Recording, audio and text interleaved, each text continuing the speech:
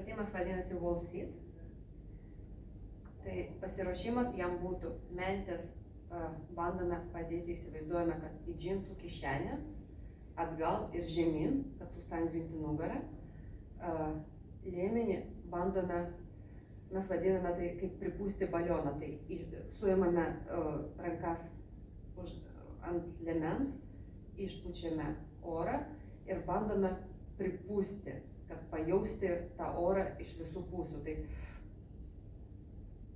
tu laikai ir realiai jauti, kaip oras prisipučia į visą juosmenį.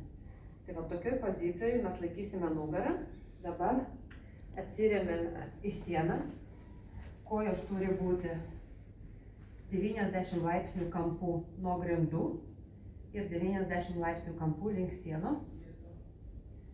Įsivaizduojame, kad pėdom skiečiame grindis, kad įsispiriame ir bandome sukti kelieniai maksimaliai į išorę ir, kaip ir rodžiau, mentis, pripučiame burbulą ir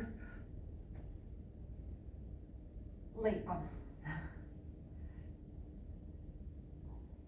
Jeigu per lengva, galima paimti kamuolį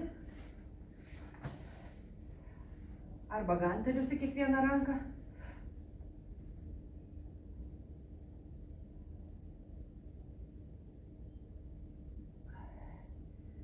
Ir apsunkinti pratimą.